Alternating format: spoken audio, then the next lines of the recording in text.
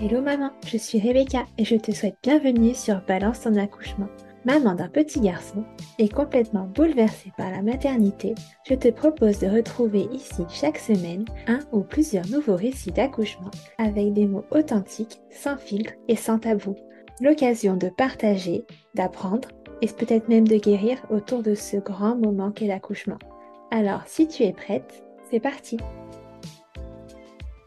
Bonjour à tous, je vous propose aujourd'hui un épisode un peu particulier. Nous allons aborder le sujet de l'enfantement libre. Parce que dans le podcast, je souhaite aborder l'accouchement et surtout toutes les expériences d'accouchement. L'enfantement libre, qu'est-ce que c'est? Il s'agit de donner la vie à la maison sans avoir l'accompagnement d'un professionnel de santé. Un choix qui n'est pas anodin. Je reçois pour ce faire Marion, qui était très informée et qui s'est vue refuser toutes les options physiologiques. Elle a tout de même bénéficié des conseils d'une sage-femme et surtout de la présence d'une doula.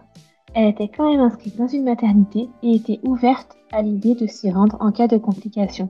Je dois tout de même souligner que cette option n'est pas idéale et que si vous pouvez vous faire accompagner par une sage-femme à domicile, c'est toujours une expérience beaucoup mieux.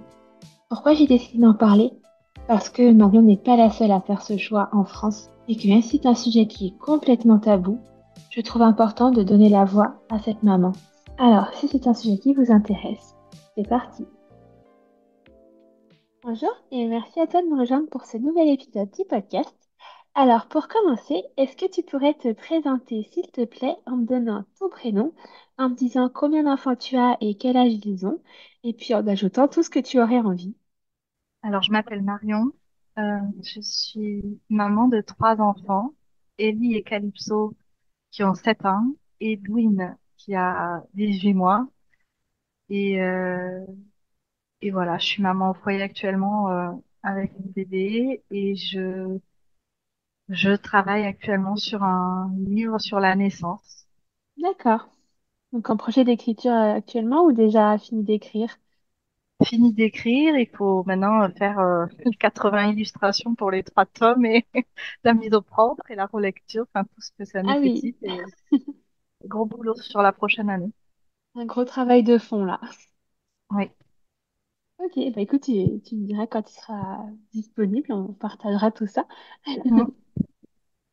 Alors, pour commencer, je vais te poser une première question. Est-ce que tu avais pensé accouchement dès le début de ta première grossesse? Du coup, je pense que oui. Alors, j'ai commencé ma première grossesse en disant, surtout, je n'accoucherai pas, ce sera une césarienne. Donc, D'accord. j'avais dit à mon mari, bon, c'est hors de question que je pousse mes enfants pendant des heures. Voilà, ce serait une césarienne. Puis comme j'avais des jumelles dans le ventre, il y avait des grandes chances que ce soit effectivement une césarienne, entre guillemets. Et ça Ok. m'arrangeait bien à l'époque. Ok, parce que c'était quelque chose qui te rassurait de pas, entre guillemets, souffrir, même si on sait maintenant que la césarienne, ça fait mal. Ben, j'ai pas d'exemple de césarienne autour de moi, donc en fait, pour moi, c'était la facilité. Je ne voulais pas accoucher de mes enfants, je voulais pas vivre des contractions et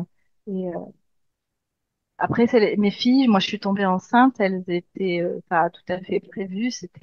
On m'avait dit 15 jours, enfin même pas avant que j'étais stérile, qu'il allait falloir faire des traitements pour avoir des enfants.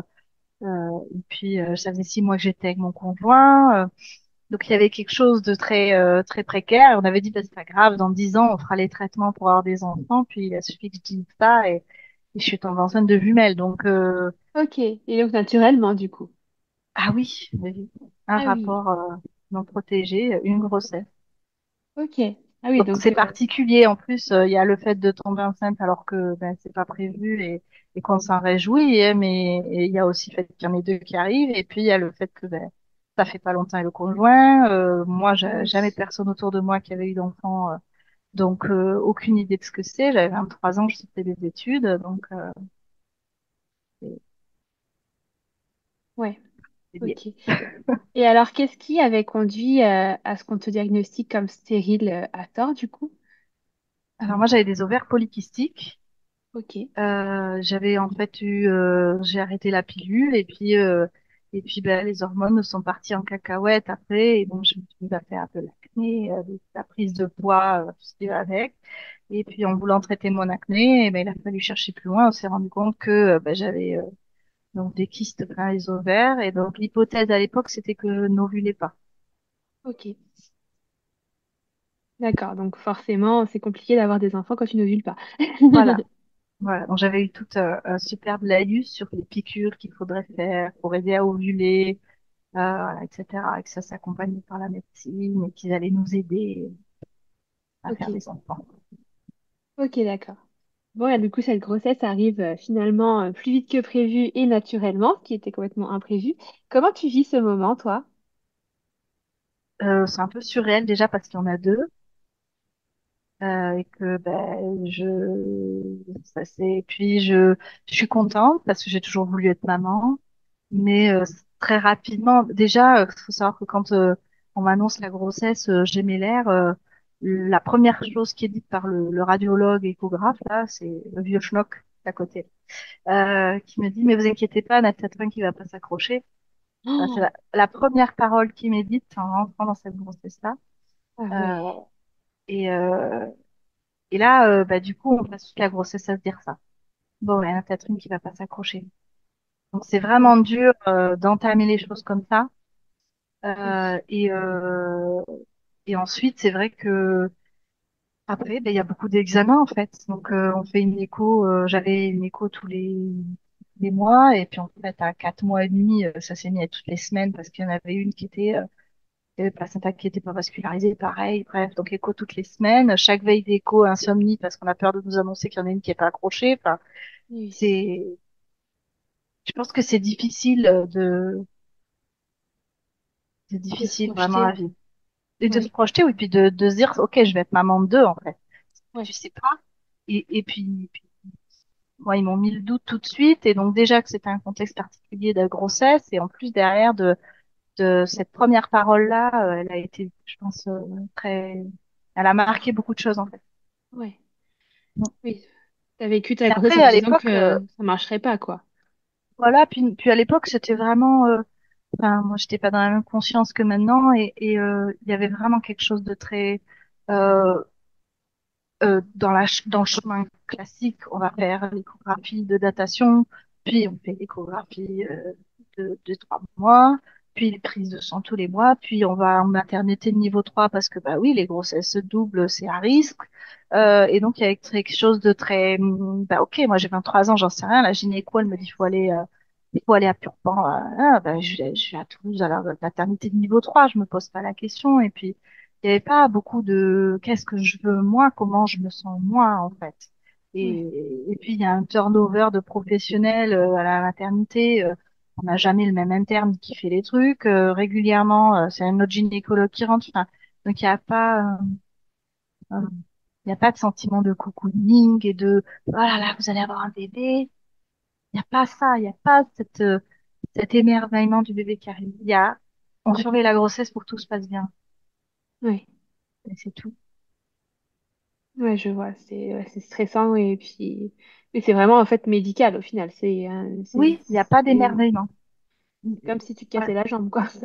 Oui, ah, c'est exactement ça. T'arrives, tu fais pipi dans ton pot, puis alors toutes les femmes, elles traversent le couloir à leur petit pot, elles vont le donner à la secrétaire et puis elles vont voir le gynécologue. Enfin, c'est vraiment ça. Ouais, Voilà. T'as des petites piles là qui s'empilent dans le bureau de la secrétaire, c'est à la ouais, chaîne quoi. Et ça, il n'y a pas de côté, Madame, vous êtes enceinte de bébé, vous allez être maman. mm, Félicitations, ça va être beau, vous allez voir, ça va être dur, mais ça va être beau. ouais, C'est rien de tout ça. Il y a, OK, le bébé 1 va bien. OK, le bébé 2 va bien. Ah, là, il y a un souci. Je vais chercher le gynécologue. Hop, top, top. On se revoit la semaine prochaine. La semaine prochaine, bébé 1 va bien, bébé 2 va bien. Enfin, c'est... ouais. C'est pas une belle expérience, quoi, dans le sens beau, Mais à joli, l'époque, pour moi, c'est mignon. normal. Il n'y a pas d'étincelle, mais pour moi, c'est normal. On surveille la grossesse, c'est pathologique, etc. Je suis à risque. OK, ben, on y va. Mais, mais c'est en ayant, en fait, des copines qui ont commencé à avoir des enfants que je me suis dit, bon, mais, enfin, waouh, c'est quand même beau de porter la vie. Ouais, Enfin, moi, je m'émerveillais de mon ventre. J'étais énorme à 4 mois, on me demandait si j'étais à terme. Enfin, c'était merveilleux en soi parce que ce ventre qui s'allonge, c'est juste fantastique. Mais Mais il y a quand même la réalité que on m'a pas aidé à m'émerveiller, en fait. J'ai Mm. pas eu, puis personne s'est réjoui. Parce que j'avais 23 ans, ça, si moi j'étais le conjoint, on m'a dit, mais, et vous accueillez des jumeaux, enfin, et donc j'ai pas eu non plus, le monde autour de moi qui s'est mis à me féliciter. Ouais, Et ça, c'est ça aussi. Je pense que ça a manqué à ce que ça mette un peu de doux et de beau dans la ouais, période. ouais, je vois. Donc, c'est une grossesse quand même compliquée à vivre, quoi. Au moins émotionnellement. Bah, sur le moment, ça te semble normal, en fait. C'est après Oui. coup que je me suis dit, mais c'est pas normal que ça se passe comme ça. On devrait s'émerveiller même quand c'est pathologique. Ah oui, c'est sûr. Complètement. Alors du coup, est-ce que tu avais commencé quand même à te préparer à un accouchement en voix basse ou est-ce que tu n'envisageais que la Non. césarienne et est-ce qu'on t'a envisagé que la césarienne du coup? Non, en fait, on m'avait dit, ben, on m'avait rien dit, on m'avait dit ce serait césarienne ou voie basse. On m'avait dit, ben, faut voir semaine après semaine en fonction des échographies et de la suite. Puis on m'avait dit, bon, il y a un risque de prématurité, mais c'était pas, voilà. Sauf que c'était en juin, j'ai commencé à avoir des contractions. Je me suis pas trop affolée parce que ben, moi, j'avais pas vu de sage-femme en fait. À l'hôpital, on voyait de sage-femme à partir de 6 mois et demi, comme ça, et on faisait la préparation à la naissance après. Sauf que ben, Ok. moi, à 7 mois et demi, j'ai eu des contractions. Personne m'avait dit qu'il fallait que je m'affole quand on a des contractions. Du coup, j'avais mes contractions pépères chez moi. Je disais, oh, j'en ai beaucoup quand même. Ah, je vais vouloir une péridurale quand j'accoucherai, hein. Enfin bon, j'étais Ouais. là-dedans et puis en fait à un moment donné donc j'avais un suivi psychologique avec l'hôpital et j'en parle à la psy un vendredi et elle me dit mais Marion quand tu dis que tu as beaucoup de contractions ça veut dire combien par jour? Je dis ben je sais pas, il y a des fois je peux passer 2 heures à en avoir. Elle me dit mais Marion faut aller à l'hôpital là. Je dis ah bon je dis mais je vais attendre aux urgences là. Marie est en vacances ce soir là, donc enfin j'avais pas envie d'y aller. Bref, j'ai pas trop eu le choix. On m'a dit non non faut que vous y alliez. Donc elle m'a amenée aux urgences. Je suis passée prioritaire. J'ai pas du tout attendu finalement, puisqu'a priori avoir des contractions pendant 2 heures d'affilée à mon stade c'était pas bon. Et puis là, ben, je suis rentrée dans l'engrenage de l'hôpital parce que j'étais hospitalisée pour menace d'accouchement prématuré. Ok. Et là, c'est pareil, personne t'explique. C'est-à-dire que tu es aux urgences, tu as eu des contractions, mais bon, ça va, ça vient, tu te sens plutôt bien. Et puis, ben, une interne fait une écho, puis une deuxième interne vient faire une deuxième écho, puis l'interne appelle le gynécologue. Tu sais rien, pas un mot n'est dit sur ce qui se passe. Et tu sens bien un peu le pif qui s'agite en mode, quand même là, mais il y a quelque chose, mais personne ne te dit rien. Puis après, on me dit, bon, alors, madame, votre col, il a un peu bougé. Toi, tu sais même pas ce que c'est un col de l'utérus. Tu sais même pas qu'est-ce que ça veut dire que le col a bougé. Ouais, bon, je sais pas, je me suis mal assise peut-être pendant l'échographie. Enfin, tu Ouais, marches ouais. sur la tête, quoi. Enfin, Oui, et tu sais pas. tu sais pas. Et on me dit, bon, ben, on va vous faire des piqûres de corticoïdes pour développer les poumons des bébés parce que ben, si vous accouchez, faut aider les poumons de vos bébés, ils sont pas prêts à sortir. T'es là, ok, bon, on fait une piqûre de corticoïdes. Moi, je comprends pas bien pourquoi on me dit que je vais accoucher, sachant que je suis pas à terme. Mais enfin, personne m'a vraiment expliqué. Ben voilà, on m'a dit que j'étais en MAP. J'étais là, ok, menace d'accouchement prématuré, ok. Mais c'était surréel parce que personne m'a dit. Demain, on fait peut-être une césarienne parce que vos bébés sont en danger ou bon, personne m'a rien dit. On m'a dit bon, Oui, que ben on va vous c'est garder. plus qu'une menace, quoi. C'est, enfin, c'est une menace, mais vraiment imminente, quoi. Tu peux vraiment accoucher d'une heure à l'autre, quoi. Ouais, mais il y a vraiment pas, ça a pas été verbalisé. C'est-à-dire qu'on m'a dit on va Oui. vous garder, on fait la piqûre de corticoïdes pour aider les bébés et puis on voit comment ça se passe. Et puis on m'a mis sous oxygène parce qu'apparemment j'étais en manque d'oxygène et c'était ça qui déclenchait les contractions. Donc on a soigné l'infection, la pneumopathie d'origine inconnue, mot barbare là Ouais. qui te sort, tu sais pas ce que c'est. Tu te renseignes après, tu dis ah bon c'est ça que j'ai eu. Enfin voilà. Et je suis rentrée là-dessus et donc c'était en mi-juillet. Mon mari était en vacances, donc on était à 6 mois de grossesse, tout pile. Je comprenais pas bien pourquoi on me disait que j'avais des risques d'accoucher parce qu'on m'avait pas vraiment expliqué que ben un col qui s'ouvre potentiellement, ben c'est un travail qui se met en route. C'est difficile de le dire. Ben non, c'était pas dit. Et donc, on m'a gardé une semaine, on m'a sonné la pneumopathie. Puis après, ben, quand la pneumopathie a été soignée, on m'a parlé de sortir, mais on m'a mis en surveillance quelques jours. Puis j'ai eu ce qu'ils appellent une cholestase gravidique. C'est le foie qui filtre plus les enzymes et Ouais. qui, du coup, bah, c'est pareil. Il faut de la surveillance. Donc, ils m'ont gardé pour la cholestase. Puis quand ils ont eu équilibré la cholestase ou soigné, je sais pas comment, parce qu'ils m'expliquaient pas trop. Euh, ce qui est très drôle, c'est que moi j'ai passé donc 3 semaines comme ça avec d'abord la compatie, tout ça, et en fait sans vraiment me rendre compte que mes bébés étaient en danger, enfin, parce que enfin, Ouais. on me disait, Madame, il faut les garder au chaud, il faut, ok.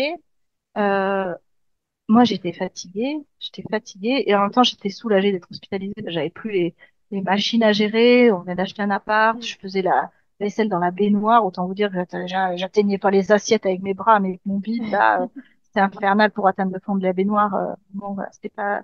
Et donc, j'avais un côté soulagé d'être à l'hôpital parce que, bah, du coup, j'avais plus à me déplacer pour les échos. L'écho venait à moi, ou, enfin, ou alors on me déplaçait jusqu'à l'écho. Les repas, j'avais plus à y penser, on me les apportait. C'était dégueu, mais c'est pas grave. Et mais il y avait pas, on m'a pas dit, personne s'est assis avec moi pour me dire, euh, ok, voilà ce qui se passe, voilà ce qu'on risque, voilà où on en est, et on prend le temps avec vous. Est-ce que vous avez des questions? Et en ayant des paroles qui soient accessibles. C'était toujours, il y avait des mots que je comprenais pas bien, et et c'est une amie en fait qui est venue me voir à l'hôpital régulièrement tous les après-midi. Elle venait me les voir, c'était les vacances pour elle, donc qui un jour assiste à un rendez-vous avec un gynéco, puis elle me dit, mais Marion, t'as compris ce qui s'est passé? Je dis, bah non, pas trop, c'est comme d'habitude. Elle me dit, mais Marion, t'es censée comprendre, en fait. Donc, si t'as des questions, faut les poser. Si t'as pas compris quelque chose, il faut le demander. Et du coup, c'est grâce à la présence de cette amie que je me suis rendu compte qu'en fait, j'étais dans un flou total, que ça n'était même un stade, euh, je vais raconter une anecdote un peu personnelle, mais allons-y.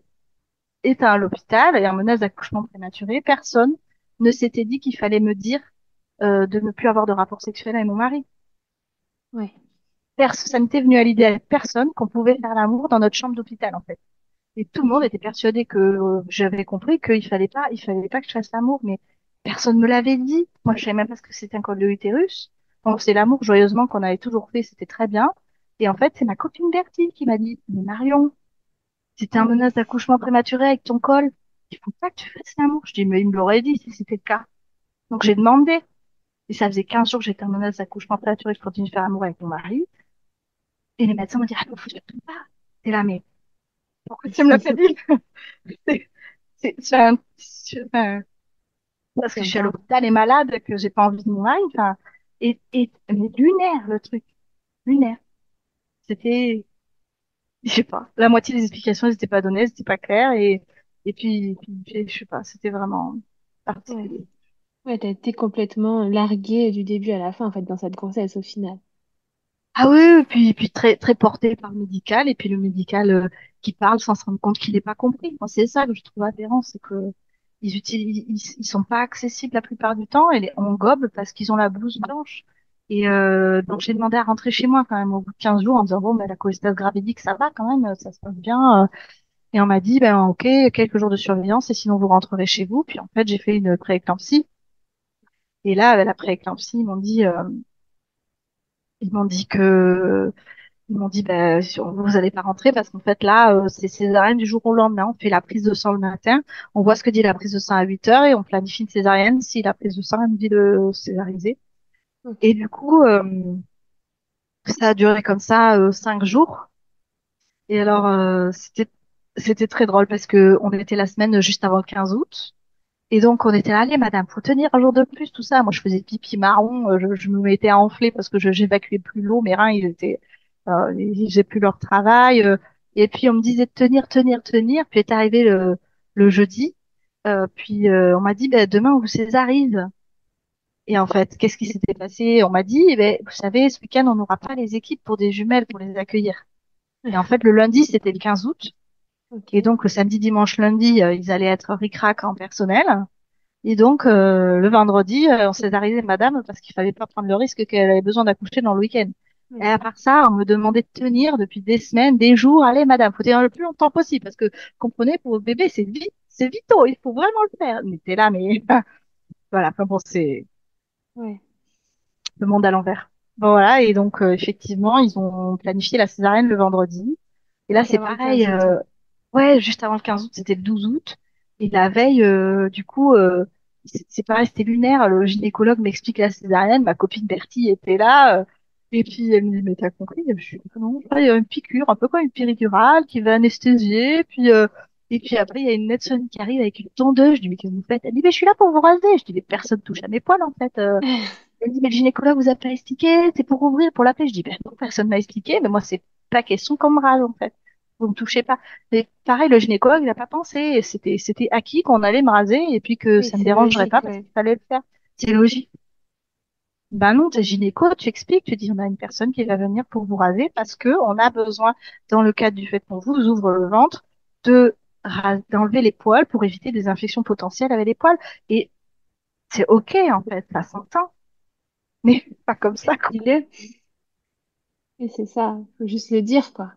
Oui, puis quand tu expliques la césarienne, tu expliques ça aussi.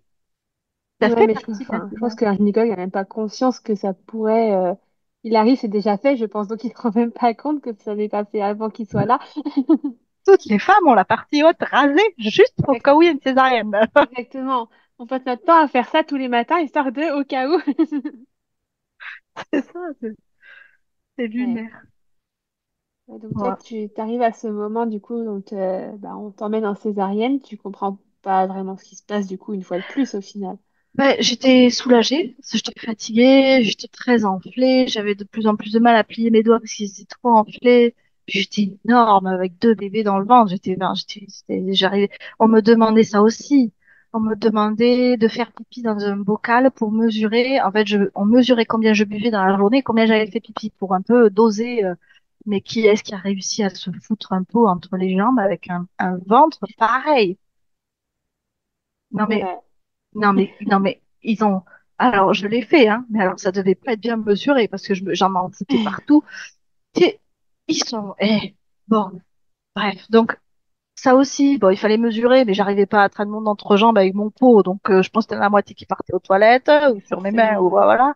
Et on te demande ça, de faire ça toute la journée. Et puis, en plus, t'es enceinte, donc tu fais pipi toutes les 5 minutes. Oui. Et Trois c'est gouttes en pas plus. une fois par mois, c'est tout le temps, tout le temps, tout le temps. Voilà. T'as tout contorsionné, là, essayer de tenir ton pot, franchement.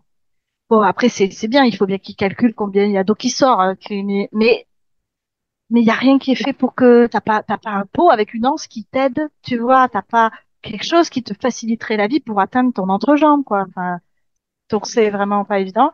Et j'arrive dans cette césarienne, déjà, elle a pris du retard, elle était prévue à 9 heures, à 11 heures, on était toujours dans la chambre, moi j'attendais, c'était fatigant d'attendre sans nouvelles.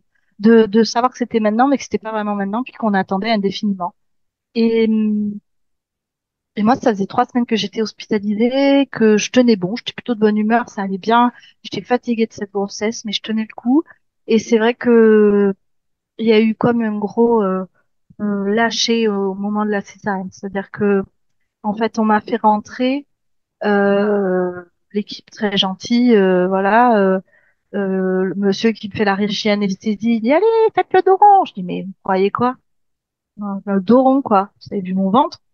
Je peux plus me baisser. Pour que je fasse un dos rond. Et après, alors l'infirmière en face de moi qui me dit, alors, il va s'appeler comment vos enfants? Je dis, mais vous me faites parler pour que j'oublie que le mec derrière, il va me piquer, là. Vous croyez quoi? Je vous ai pas vu venir avec vous. Oui, c'est vrai, on vous fait parler pour essayer de vous changer d'idée. Ça changera rien, en fait, que le monsieur derrière va me faire la piqûre quand même, en Ouais. fait. Et j'étais là, alors elle, comment s'appelait? Je dis, mais je veux pas vous dire comment elle s'appelle, d'abord parce qu'elles sont planées.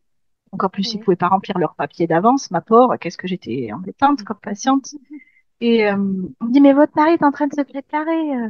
Et je dis, c'est pas mon mari, il m'a pas épousé.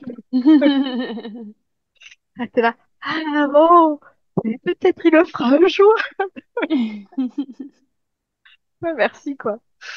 Donc, je sais pas, il y a quelque chose de qui lâche vraiment pendant cette césarienne où l'arraché-anesthésie, elle était tellement forte que quand ils m'ont allongée, je sentais plus jusqu'à mes mains. En fait, j'étais là, les bras sur le côté et puis je sentais plus rien. Et puis mon mari qui me dit bon, ah oui, mais s'ils m'ont posé une sonde urinaire, on m'avait pas expliqué, moi, je me rappelais même pas, ou alors je me rappelais pas des fois, je sais pas trop, mais et je savais pas pourquoi on me posait une sonde urinaire.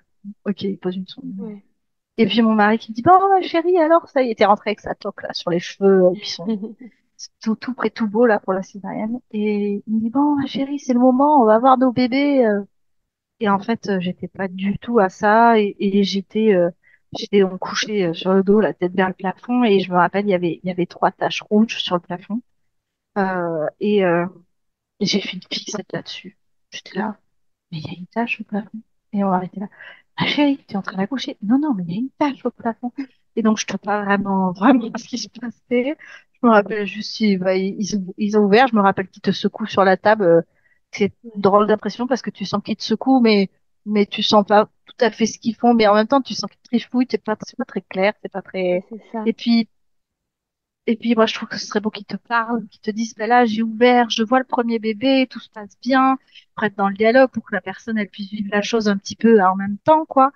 Euh, Là, bon, il dit, j'ouvre, tu vois, puis en plus, t'es dans un hall de garde, t'as des jumelles qui arrivent, donc t'as deux C'est pédiatres, deux puéricultrices, de tout, en ouais, double, plus potentiellement les internes qui regardent, parce que, t'es la nana, enceinte épileptique de jumeaux qui étaient stériles, et qui en plus a fait pneumopathie d'origine inconnue, cholestase gravidique et prééclampsie. prééclampsie. Ouais. Alors, Donc, le t'es cas le cas. d'école. Ah ouais, le cas d'école. C'est 15 internes dans la chambre à chaque visite du gynéco. C'est, c'est assez dingue. Peut-être pas 15. Allez, 8 ou 10. J'exagère. Ouais, alors Mais toi qui arrivais voilà. déjà pas trop à te connecter à ce qui se passait et à comprendre ce qui se passait, ça encore plus avec tout ce monde qui te regarde et qui La attend en question fait. se pose même pas, en fait. T'es même pas connecté à rien parce que de toute façon, la bulle, il n'y a pas de bulle, il y a juste les murs blancs, les néons, et puis toutes ces équipes, et puis tu te laisses porter parce qu'ils savent et que c'est pour toi, c'est ça la voie, et puis que bah, personne t'a dit que peut-être tu pouvais amener de la musique pour tes enfants, des sacs de la musique, et personne qui s'est posé la question, en fait, de comment ça pouvait être vécu au-delà de l'aspect médical, en fait. Et c'est ça, en fait, tu as vraiment vécu une grossesse et un accouchement complètement médicalisé comme une opération classique Ah oui. pas donner la vie, quoi. C'est ça. Il n'y avait pas du tout.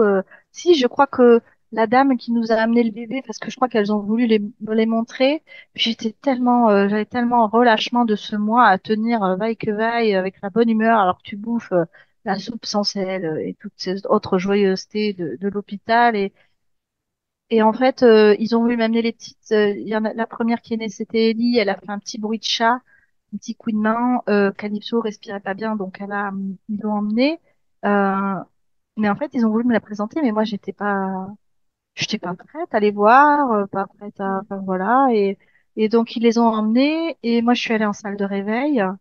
Et, euh, et là, je crois que c'est là que c'était vraiment dur, c'est que j'ai pas été autorisée à appeler ma famille. C'est-à-dire, j'ai pas été autorisée à téléphoner aux gens, à leur dire mes enfants sont nés. Et ça a été terrible pour moi parce que ça aurait été ma manière d'acter, de dire ben ça y est, mes bébés ils sont nés, ils vont bien, bien, bien, gros guillemets parce que bon, on en avait une en néonate et une autre en réanimation, mais bon, moi je me rendais pas compte. Ouais. Et mon mari était plus lucide par rapport à ça parce que la veille de l'accouchement, il lui avait fait visiter la prématurité. Moi, j'avais pas le droit de quitter la chambre.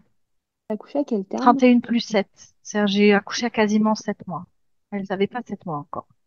Ouais, donc c'était Et quand du même. coup, mon mari, il avait vu la prématurité. Donc, il savait, il savait que c'était des petits bébés. Il avait conscience de ça. Que moi, je me rendais pas compte. Je pensais que c'était des bébés pas trop finis, mais que, bah, bon, 7 mois, ça va, c'est pas si mal quand même. Ouais. Un peu petit, mais bon, ça va. Mais tout va bien. Enfin, Ouais. on est à l'hôpital, donc tout va bien, quoi. Et donc ça a été très dur pour moi de pouvoir dire aux personnes que mes bébés étaient là. Ils me les ont amenés en salle de réveil quand même. Ils ont été chouettes. En fait, ils les ont stabilisés dans la pièce d'à côté, puis mis en couveuse. Et avant de les transférer en néonat et réa, ils ont fait un détour par la salle de réveil pour me les montrer. Et Ok. bon, moi, j'étais pas en capacité. J'étais extrêmement dans les vapes.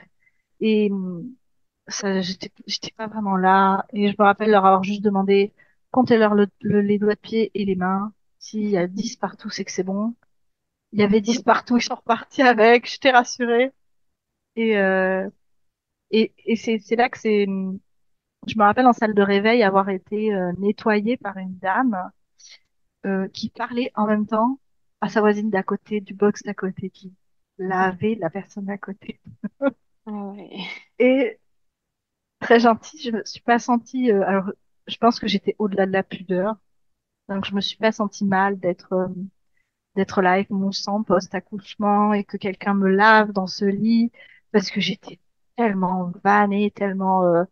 Oh, j'avais toujours la sonde urinaire. On me l'a laissé 48 heures, la sonde urinaire. Ah oui, ok. Ça a été long. Et on m'a quand même ramené en chambre euh, le vendredi soir. Et en fait, en chambre, j'étais très très mal. J'avais la nausée. J'ai l'impression que j'allais faire un malaise. Et en fait, étant épileptique, ils ont fait le choix de me renvoyer en salle de réveil.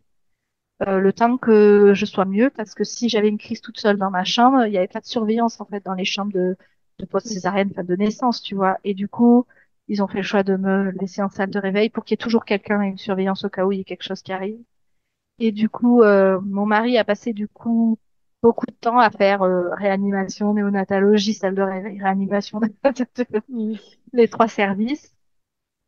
Moi, je suis restée en salle de réveil jusqu'au samedi, je pense que samedi soir. J'ai passé un jour et demi, un peu plus d'un jour en salle de réveil. Et, euh, et là, ils m'ont dit le dimanche matin, ils m'ont dit, bon, vous pouvez aller voir vos bébés. Moi, j'avais toujours pas vu les filles, hein, donc c'était les vendredis midi, quand elle était dimanche. Et ils m'avaient dit, par contre, il faut qu'on vous sorte la sonde urinaire. Et j'ai mis beaucoup de temps à accepter qu'on me sorte la sonde parce que j'étais persuadée de plus savoir faire pipi. C'est comme ça faisait 2 jours que je faisais plus pipi moi-même. J'étais persuadée de plus savoir comment faire parce que mon corps m'envoyait plus les signaux. Et donc, j'ai battu avec l'équipe pour garder la sonde urinaire pour aller voir mes bébés et pour pas me faire dessus pendant que bref, j'étais complètement à l'ouest parce qu'en fait, une fois que tu sors la sonde, ben, tu sens de nouveau ton corps et tu sais Oui, faire c'est pipi, normal, quoi. ouais. Voilà. Tout est tout à fait, fonctionne tout à fait bien, entre guillemets. Oui, mais Et après, on donc, peut comprendre que ça soit une angoisse quand même qui soit présente, parce que bon, c'est vrai que tu sais voilà. pas, et encore une fois, et toujours tu ne sais pas ce qui se passe. Et puis, enfin, t'as jamais eu de sonde urinaire, donc tu peux pas savoir. Et si on m'a dit, il faut sortir la sonde urinaire et il faut vous lever. Et en fait, je me demande si c'était pas j'ai le dimanche. Donc le dimanche matin, j'aurais dit, mais ok, mais moi je veux garder la sonde. Donc on a été un pourparler. Puis en début d'après-midi, bon, bah, j'ai fini par lâcher, on a sorti la sonde. Et on m'a dit, maintenant faut vous lever. Et je me suis levée. Ils m'ont dit, vous allez prendre une douche, puis vous irez voir vos bébés. Et puis en fait, en prenant la douche, j'ai dit, mais j'ai besoin d'aide parce que je vais tomber. On me dit, mais non, non, allez, il faut se bouger un peu, ma petite dame. Puis moi, j'ai fait un malaise dans la douche. Ça allait vraiment pas. Sauf que je suis un peu fracassée parce que personne n'était là pour m'aider parce qu'il fallait que je me débrouille un peu quand même au bout de 2 jours. Voilà. Et j'ai fini par aller voir mes enfants le dimanche soir, fin d'après-midi. Et là, je me rappelle, on a fait un pot à pot avec mon mari. Donc, Calypso était sortie de réanimation. Ellie était en néonat. Et je me rappelle qu'on m'a installé la petite avec ses bip bip, la crevette, avec son masque à oxygène énorme, sa poupée sur la main pour la prise, enfin pour le truc, le tuyau dans le nez. Et toi, t'es là, tu sais pas trop quoi faire de cet enfant tout petit, tout plein de fibres. Ça bip toutes les 5 minutes et t'as l'impression que c'est toi qui l'as pas bien tenu. Et, et en fait, je me rappelle, la dame nous a laissé, mais genre 30 minutes tout seul dans cette chambre, on n'avait pas un bip pour appeler. Et moi, j'avais la petite qui était contre moi au début dans mon cou, et puis qui descendait, qui glissait, et je savais tellement pas par où la rattraper, qu'en fait, elle glissait, et j'avais qu'une envie, c'était de la prendre, de la poser par terre et de m'en aller. Et j'avais personne, pas un professionnel de santé pour être là, pour me dire, est-ce que vous voulez que je vous aide, comment vous vous sentez, euh, et je suis restée là avec cet enfant après savoir quoi en faire et quoi, comment la tenir et à me dire mais il faut que je parte en courant là, c'est pas possible, faut que je m'en aille. Et donc c'était très très violent parce qu'il y avait en même temps cette joie d'être là, mais en même temps de me dire oh là là non mais j'ai rien à faire, faut que je m'enfuis, parte en courant, que j'aille dans mon lit, que je me cache et que je revienne quand je serai prête. Et puis pas un seul professionnel de santé pour se dire bah peut-être cette première rencontre elle peut être un peu violente, elle peut être un peu dure entre les fils, les bips et tout ça. Euh, et puis t'es à moitié dans le noir, donc tu vois pas ce que tu fais. Enfin bon, c'était lourd, c'était très très lourd. Et puis ben, on est parti sur un contexte de prématurité où du coup elles sont restées hospitalisées 1 mois et demi. Moi, je suis rentrée au bout d'une semaine Oui. à la Parce que maison toi, et t'étais guérie, toi. ouais, tout va bien, ouais, c'est ça. Non, mais en plus, ça s'est bien passé. Je suis rentrée chez moi, j'étais contente de rentrer sans mes enfants, de retrouver mon mari, de pouvoir me reposer, dormir la nuit, puis aller voir mes enfants dans la journée. Il y avait quelque chose quand même de, à cette époque-là, ça a été quand même assez doux. Moi, j'ai pas trop réalisé que la prématurité, c'était dangereux. On Ouais, me l'a pas dit. On m'a dit, bon, ben, vous allez voir, il y a des hauts et des bas. Puis des fois, vous allez voir, c'est pas toujours linéaire. Il y a des jours, elles vont réussir à manger un peu plus que d'autres, puis elles seront plus fatiguées, mais j'avais pas de conscience de ce qui se passait vraiment. Je sais pas si à l'époque c'est parce qu'on m'expliquait pas ou est-ce que c'est parce que j'avais une sorte de switch dans mon cerveau qui filtrait tout et qui faisait en sorte que, allez, cuicui les petits oiseaux, regardons pas trop les choses en face parce que sinon on va s'effondrer. Je sais pas, mais ça a pas, je me rappelle pas, j'avais des mamans autour de moi en prématurité qui étaient extrêmement culpabilisées de pas avoir tenu jusqu'à terme, ouais, que c'était leur faute si le bébé était en prématurité, etc. Moi, j'avais pas du tout cette culpabilité-là. J'étais vraiment soulagée qu'elle soit plus dans mon ventre, soulagée qu'il y ait des professionnels qui s'en occupent, soulagée de pouvoir dormir et de pouvoir me remettre parce que j'avais une épilepsie, donc il fallait aussi réajuster le traitement après la grossesse. J'avais des ajustements à faire pour ma santé à moi aussi. Et le fait qu'elle soit enfin, en néonate, en prématurité, c'était très pratique. Ça nous aidait beaucoup, en fait, pour que moi, je puisse récupérer ma maladie et qu'après, on les récupère et qu'on soit prêt à les récupérer. Donc, euh, donc voilà, mais j'avais jamais fait un seul cours d'accouchement. On m'avait jamais expliqué comment allait se passer une naissance par voie basse. On m'avait jamais expliqué les contractions, ce que ça faisait. ouais, Moi, j'ai anticipé tout ça et puis j'ai eu droit à rien comme préparation pour cette naissance-là, pour ces bébés-là, quoi. ouais. Et du coup, donc, elles finissent quand même par sortir. Toi, t'as pas trop mal vécu, du coup, l'expérience néonate au final, ou quand même? Non. Non. J'ai pas souvenir, j'étais contente. Alors, après, j'y allais vers midi, 14 heures, tous les jours, et mon mari me rejoignait à 18 heures le soir, et on rentrait à 21 heures. Donc, on passait une grande partie de la journée avec elle. Euh, et en plus, ça se passait bien. Mes filles, elles étaient têtues comme des mules. Elles mettaient une énergie folle à tenir leur tête et à la déplacer à droite à gauche, et du coup, elles avaient plus d'énergie pour manger après. Donc, enfin, bon, c'était pas pressant. Puis tu prends l'habitude au bout d'un moment des bibis, puis tu prends l'habitude qu'elles soient petites. Puis t'as l'impression que c'est des bébés qui sont tout à fait finis, alors que quand tes copines commencent à avoir des enfants, tu te rends compte que ben, tes enfants étaient vraiment pas finis quand tu les as eus Ouais, quand même, et il que manquait un c'était, petit temps, ouais. tu te rends pas compte. Moi, j'avais pas d'exemple autour de moi, donc Ouais, pour moi c'était ça un peu la normalité. Oh, ils sont un peu plus gros les bébés quand ils naissent, mais c'était tout ce que je vais ouais, comme c'est ça. référence, comme idée. Et on est rentré à la maison, et puis là, 8 bibis par nuit, 8 bibis par jour, et puis c'est Hmm. parti. La vie Et, de maman de jumeaux, de jumelles. Ouais.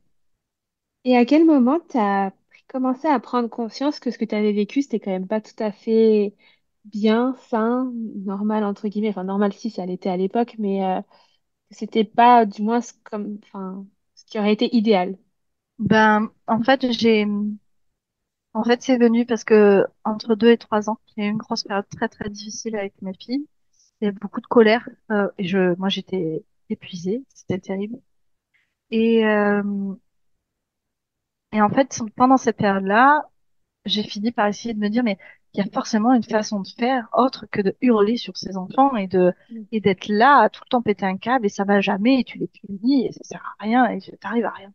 Et donc forcément, bah, du coup, je sais pas comment j'ai échoué sur un compte de parentalité positive, bienveillante, je sais pas comment on l'appelle.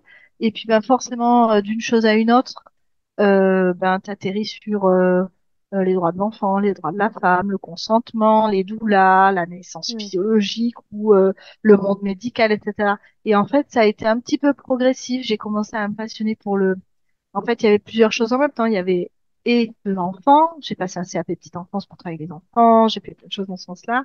Mais je me suis intéressée aussi à mes cycles menstruels. Donc, j'ai une reconnexion à mon corps, à ce que je voulais. Du coup, j'ai aussi fait pas mal de tri parmi les professionnels médicaux qu'il y avait autour de moi parce que je sentais bien qu'il y avait plein de choses qui étaient plus alignées. Forcément, en faisant du tri, je me suis mis à avoir conscience de ce que je voulais, de ce que je ne voulais pas. Et donc, à poser des questions, à être plus affirmée dans ce que je demandais, enfin, ça a été un peu progressif, ça a été un travail un peu tout plein d'années. Et quand elles avaient 2, 3 ans, je disais, mais j'aurai une autre grossesse pour en avoir un tout seul. Et puis, on se disait, mon mari, mais bon, c'est pas le moment, on galère trop, c'est normal, elles sont petites, on verra plus tard. Et Ouais. donc, il y a eu un cheminement d'une autre grossesse aussi qui m'a porté, de me dire, mais ce sera pas la seule expérience et c'est pas parce que je l'ai pas mal vécu que je dois le banaliser. C'est une expérience qui a été très médicalisée. Ça m'a pas perturbé plus que ça, même si ben il aurait fallu que je comprenne peut-être plus de choses, parce que ben ça a joué dans mon lien à mes enfants aussi, la connexion qu'il y a. Et j'ai mis très longtemps à me sentir maman, et je pense que c'est lié aussi au fait d'investir ou pas son bébé dans le ventre, de comment on l'accueille. Je Ouais. pense que il y a forcément une corrélation entre la façon dont on accueille ou dont on vit une grossesse et la façon dont on accueille et ce bébé à terme ou pas à terme, mais qu'on l'accueille dans notre vie terrestre. Et cette corrélation-là, même si elle définit pas tout, elle engendre des choses quand même. Et au fur et à mesure que je cheminais, j'ai constaté que je m'étais sentie mère extrêmement tard. Je pense que j'ai commencé à vraiment se sentir mère dans mes tripes. Ma fille, elles avaient 4 ans, Ok. extrêmement long. Et en même temps, c'est notre temporalité. Enfin, moi, j'ai peu de culpabilité. J'en ai pas, en fait. Mais Mais c'est par très rapport bien. à tout ça. Oui, oui, c'est très bien, mais ça Ouais. peut paraître très dur.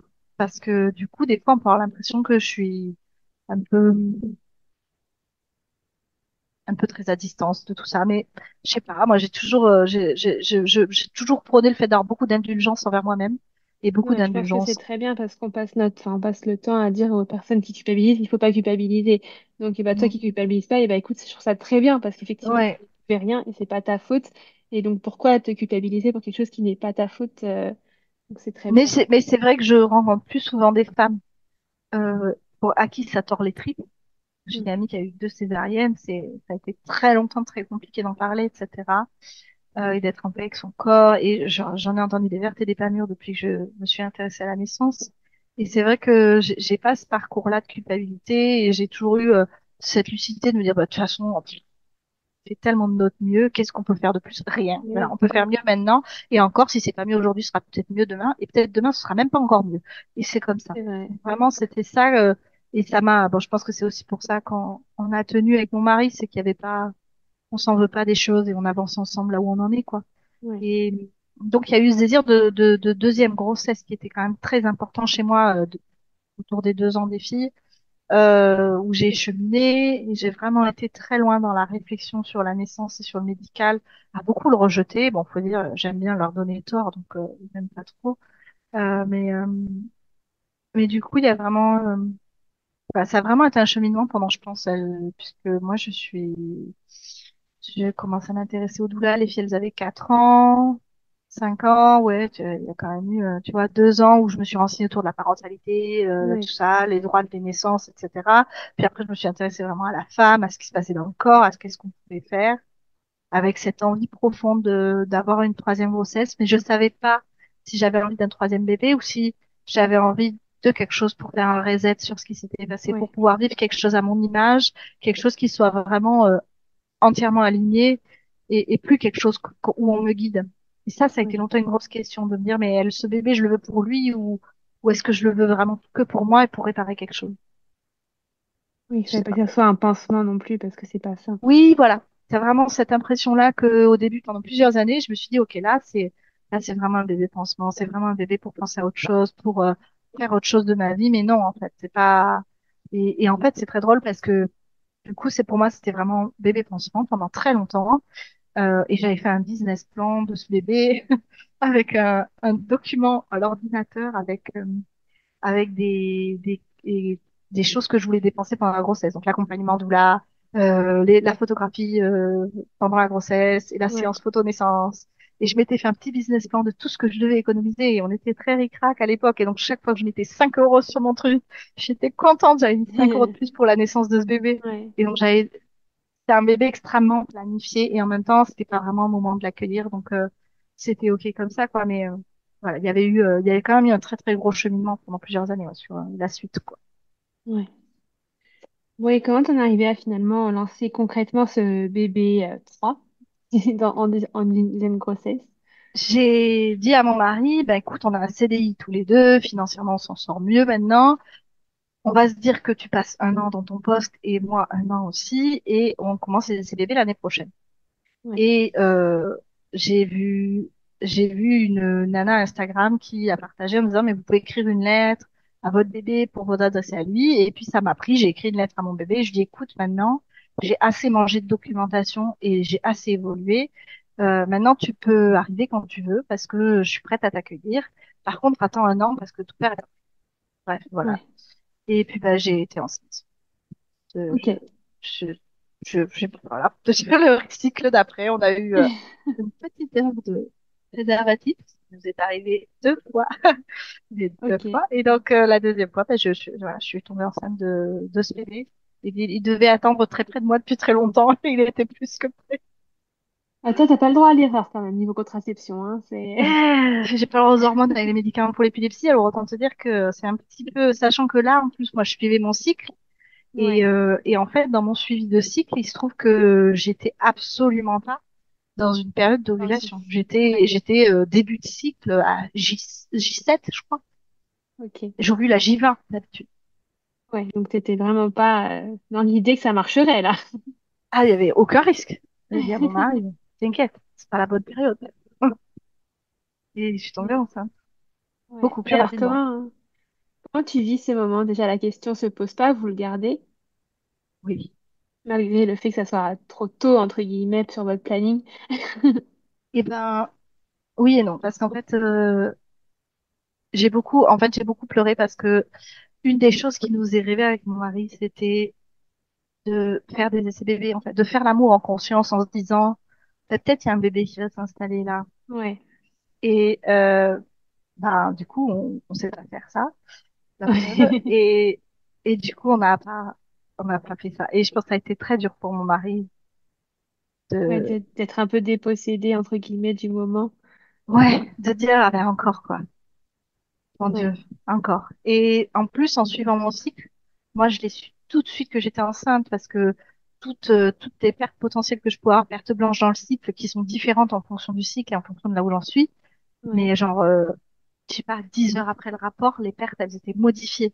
Et elles n'étaient pas du tout celles que je devais avoir à ce moment-là. Et donc, moi, j'ai regardé dans ma culotte et j'ai dit, non, mais c'est bon, enfin, je Ah, c'est suis réglée sûr. comme du papier à musique avec mes pertes blanches. Là, je sais exactement où j'en suis grâce à elles.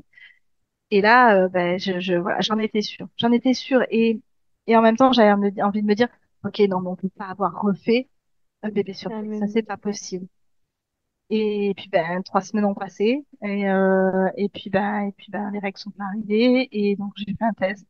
Alors, c'était très, très drôle parce que c'était une soirée où mon mari était pas là. Et je m'étais dit, bon, allez, je vais le faire. Comme ça, je le saurai avant lui. Et puis, je pourrais préparer un peu les choses parce que, bon, c'est un peu flippette depuis 3 semaines, hein. Et, Ouais. et en fait, j'ai fait pipi sur mon bâton et j'écoutais en boucle une musique depuis le début de la soirée et je m'étais persuadée qu'il n'y avait pas de bébé. Je m'étais dit non, c'est pas possible. Allez, tu vas faire pipi sur ton bâton, mais il n'y a pas de bébé. De toute façon, c'est pas, il n'y a pas de bébé. Et au moment où la dernière note finale de ma musique a fini, il y a enceinte qui s'est affichée. Ah Là, j'ai fait, ouais. ok. Le destin. Ah non, mais c'est incroyable. La vidéo, t'as l'impression que j'ai posé la musique sur la vidéo. Alors qu'en Ouais. fait, non, non, c'est la vie réelle. Il y a C'est vraiment... la, aïe, aïe, aïe, mon Dieu. C'est incroyable. Et, donc le lendemain, j'ai laissé un papier sur la table à mon mari pour dire j'étais enceinte. J'ai pris les enfants, je suis partie au supermarché pendant 3 heures et je suis revenue comme une fleur 3 heures plus tard avec les Des enfants, courses. les aînés. Et alors on a fait du shopping, ça va, tu vas bien? Et puis, c'est parti. Et là moi je rêvais de quelque chose. Je rêvais de pas faire de prise de sang tout de suite. Je rêvais de pas faire d'écho de datation, de finalement que on savoure les semaines sans règles, qu'on se dise ah, bah, peut-être je suis enceinte et qu'on se précipite pas. Et en même temps, bah, mon mari me disait bah oui mais là il va y avoir, il faut qu'on sache s'il y en a deux.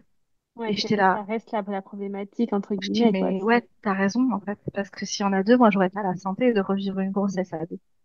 Ouais. Je pourrais pas en fait, je ne pourrais pas. C'est juste au-delà de mes capacités.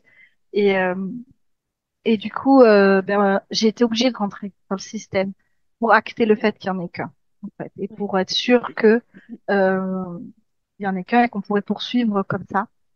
Et ça a été dur pour moi parce qu'il y avait ce côté où je rêvais de vivre ma grossesse comme je l'entendais, et puis j'ai quand même mis un pied dedans. parce que obligé, parce que ben, il Ok. fallait qu'on sache. Et puis, donc, je suis tombée enceinte fin novembre. Et en fait, au 31 décembre, j'ai eu le Covid et j'ai fait un Covid long avec complications cardiaques. Et Merde. ça a été terrible parce qu'ils pouvaient pas me soigner. Comme le placenta de bébé était efficace au bout de 3 mois, ils ont mis du temps à mettre en place le traitement pour aider mon cœur. Donc j'ai passé 8 semaines à l'ité. Mais à l'ité, à être fatiguée, je pouvais pas me laver les cheveux toute seule parce qu'en fait, de lever les bras pour me laver les cheveux, c'était trop fatigant. Ah ouais. Donc ça a été assez terrible. Et t'étais Et en chez même toi ou temps, t'étais hospitalisée? non, je suis restée chez moi. Non, je suis restée chez moi. Après, j'avais une grande conscience de tous mes droits, une grande conscience du consentement, de tout ça. Et j'ai m'étais entourée de professionnels que j'avais vraiment choisis. Par exemple, ma sage-femme de proximité, qui est super. Je lui ai dit, je ne veux pas suivre la grossesse avec vous parce que je veux être avec une sage-femme d'AAD et d'accouchement à domicile. Je veux être avec une personne qui va nous accompagner à quelque chose de physio. Et vous êtes issu du milieu hospitalier.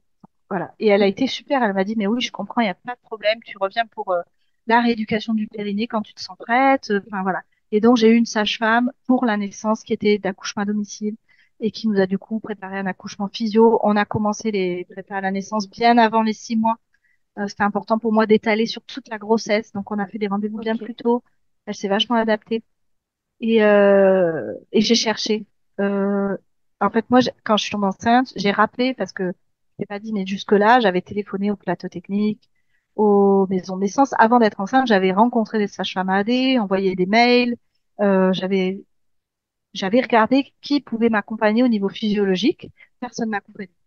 Et quand je suis tombée enceinte, j'ai rappelé les plateaux techniques et les maisons de naissance en disant, est-ce que vous voulez bien de moi? On m'a dit, bah non, on peut pas parce que Parce votre que grossesse césarienne? ouais, césarienne. Puis en fait, c'est pas que césarienne. Euh, à Toulouse, césarienne, ça bloque. Par contre, à Albi, à césarienne, ils prennent. Par D'accord. contre, le plateau technique d'Albi, ils disent, ben oui, mais on a des sortes d'alertes. Si par exemple, tu as fait une césarienne ou une pneumopathie d'origine inconnue, une cholestase gravidique ou une prééclampsie, c'est des signes d'alerte. Et puis, je suis épileptique, rajoutons-en un de plus. En général, j'ai pas le temps de dire que je suis épileptique, on m'a déjà dit non. Mais bon, Ouais. et en gros, si tu as juste la césarienne et que t'as pas eu de complications ou de diabète ou que sais-je encore, tu peux. Mais si tu D'accord. as eu trop de clignotants, à partir de 2 clignotants d'alerte, ils te disent non. Ok. Et du coup, on m'a dit non partout. Donc moi, j'ai regardé mon mari, je lui dis, ben écoute, on va s'inscrire dans une maternité de niveau 1, petite maternité, à Foix, en Ariège. Il me dit, qu'est-ce qu'on va faire à Foix? Je dis, ben, parce que c'est la maternité de niveau 1 la plus proche et qu'a priori, là-bas, il y aurait peut-être un service qui pourrait nous accompagner de manière physiologique. Ok. Et mes parents ont une maison à une demi-heure de Foix. Donc c'était bien, ça D'accord. tombait bien. Donc, on a commencé à planifier ça. Et je lui ai dit, écoute, je rencontre la maternité et on voit comment ça se passe. Et peut-être que ça va me plaire et qu'on ira là-bas. Ouais. Et puis, en fait, je suis sortie de la maternité. Et moi, ce que je voulais profondément, c'était accoucher à la maison. Ouais. J'ai rencontré la maternité où on m'a dit, ben, ouais, mais bon, alors oui, on peut vous accompagner de manière physiologique, mais il faut que vous fassiez le rendez-vous avec le gynéco. Il faut que le gynéco soit d'accord, ni tout le laïus habituel. Et je suis sortie de là et je me suis mise à pleurer. J'ai pleuré 45 minutes dans ma voiture parce que je sentais au fond de moi que je n'accoucherais pas là et que ne pouvant pas, enfin, ne me sentant pas d'aller à la maternité, ayant eu tous ces refus d'accouchement à domicile, de plateau technique, de maison de naissance, qu'est-ce qui me restait? Accoucher chez moi toute seule. Et Ouais. ça, ben, pour mon mari, c'était extrêmement compliqué. Et les sages-femmes non plus C'était, pouvaient pas t'accompagner à domicile, du non, coup. non. Ben, il y en a une, elle m'a dit, c'est celle qui nous a accompagnés pendant toute la grossesse, m'a dit, écoute, moi, Marion, je l'aurais fait. Sauf que elle peut pas le faire parce que C'est sinon la elle a loi, ouais. c'est pas la loi, c'est le l'ordre national et même à chaque local là, elle a des gynécologues qui la font chier, qui Ok. cherchent à lui foutre un procès sur le dos et donc elle peut pas prendre mon dossier. Même si j'ai une grossesse physio, même en fait, elle peut pas parce que on va l'ennuyer parce que j'ai des antécédents. Elle m'avait dit, de toute façon, tu es solide dans ton projet, tu as confiance, je t'aurais accompagné, mais je peux pas me le permettre en fait. Oui, Donc c'est elle trop nous a fait risqué. un deal. Elle nous a préparé à une naissance à domicile, sans sage-femme, sans personne. Donc, elle a fait un papier récapitulatif à mon mari de tout ce qui se passait pendant une naissance. J'ai adoré parce que pendant la naissance, il a regardé son papier et tout. Il lui a fait un petit récapitulatif. Voilà, quand tu perds les os, qu'est-ce qui se passe, nanana, nanana. Et, euh, et ensuite, Elle a préparé Florent à, voilà, au fait que, à la naissance à domicile. Moi, j'avais pas besoin de préparation en soi parce que j'étais tellement sur la question depuis tellement longtemps que, enfin, j'avais pas, ça m'a pas apporté grand-chose. Mais par contre, ça a permis à mon mari de dire, OK pour la naissance à la maison avec une doula. Ok. Et lui, du Voilà. coup, il a fini par se faire à l'idée, entre guillemets, Il n'a de pas ce qui trop le allait se choix. passer. Ouais. Parce que je lui dis, en fait, si tu veux une sage-femme, OK, on peut aller en Belgique, en Suisse ou au Costa Rica.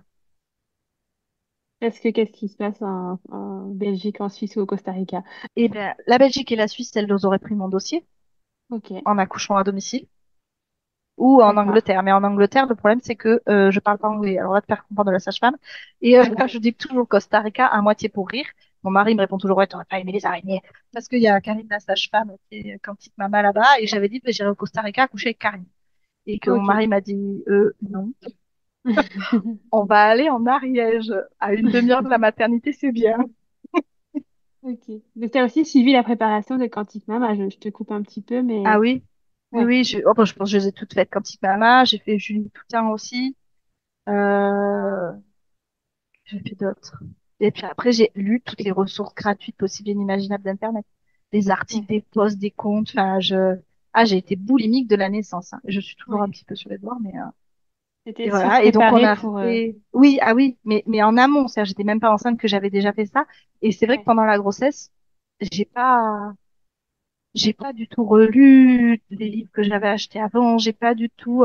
J'ai été beaucoup au feeling. J'avais mes lunettes de la confiance. Je m'étais acheté des lunettes cœur jaune. Et j'allais au rendez-vous médicaux avec. Allez, lunettes de la confiance, je suis prête. Et ça se passait bien. En général, les gens me regardent un peu bizarrement des fois. Et puis j'y suis allée avec ce que j'étais, et puis vraiment en confiance. Et puis ce qui a été différent, c'est que voilà, j'ai eu une sage-femme d'accouchement qui nous a préparé la naissance. J'ai eu une sage-femme pour les échographies, mais qui faisait que ça. Elle s'émerveillait pendant les échographies de ce qu'elle mesurait. Euh, la nana, elle fait ça depuis 20 ans parce qu'elle n'était pas toute jeune. Et elle continue de s'émerveiller sur tous ces bébés qu'elle regarde en échographie. Et ça, moi, ça m'a fait un bien fou, en fait. Et voilà. Et donc, je me suis entourée de professionnels qui m'ont fait du bien. Le bébé étant très désiré, bon, ben, on a cheminé dans la grossesse. Ça a été difficile avec mon conjoint parce que bah, il était contre cet accouchement à domicile. Il avait très, très peur. Puis alors, en plus, elle a la malchance. On avait un pote qui avait son bébé qui avait eu un problème cardiaque. Il avait fini d'opérer à la naissance. Enfin bon, un bazar monstre. Il était, et si ça nous arrive? Bon, enfin, le propos habituel. Ouais. Et donc, quelques semaines avant la naissance, en fait, mon mari est passé en vacances et donc on est allé habiter dans la maison. Ok. Donc, il avait 15 jours de vacances. Et, euh, et donc, on a attendu ce bébé. Et dans l'idée, moi, pendant la grossesse, j'avais fabriqué des livres, en fait, sur la naissance à mes filles pour leur expliquer ce qui allait se passer. Le fait que la maman elle pouvait crier, le fait que la maman elle pouvait euh, respirer très fort, prendre des positions bizarres. Donc j'avais balisé toutes ces choses-là dans des livres sur la naissance que j'avais lu toute la grossesse avec mes filles parce que potentiellement mes filles allaient être là en fait. Et Ok. donc on avait élaboré tout un plan de d'action, c'est-à-dire que j'avais une doula pour le domicile et j'avais une doula d'astreinte pour l'hôpital. Comme ça, si je partais à l'hôpital, j'avais aussi ma doula à l'hôpital et la doula du domicile resterait avec mes filles à la maison. Ok, Donc j'avais deux d'accord. doulas d'astreinte. Et ce qui a vraiment fait pencher la balance complètement et le fait que je reste à la maison, c'est que le 8 août, donc j'étais dans mon neuvième mois, rendez-vous avec le gynéco à l'hôpital, et en fait, à l'hôpital, il me dit que il faut me faire une péridurale absolument parce que, comprenez, si césarienne d'urgence, et patati et patata, rien à foutre de mon projet de naissance, bref. Et mon ventre était trop gros, il a fallu faire une échographie d'urgence parce que ce bébé, il allait être trop gros pour passer. En fait, c'est pas du tout trop gros, c'est juste qu'il était très très dehors et donc il prenait une place monstre. Bref. Ouais. Et là, j'ai dit, bah, c'est très bien, hein. Je ne vais pas y aller du tout en fait parce que à moins que je me sente de besoin. Euh, Ouais. Jusque-là, je m'étais laissé la porte ouverte de dire, ben, on a la doula de toute façon. Ah oui, parce que du coup, il refusait aussi que la doula rentre en salle de naissance en disant, bah, c'est soit votre mari, soit la doula. Ah, je dis, ben, c'est pas difficile, hein, c'est la doula, hein. Le mari reste dehors, hein.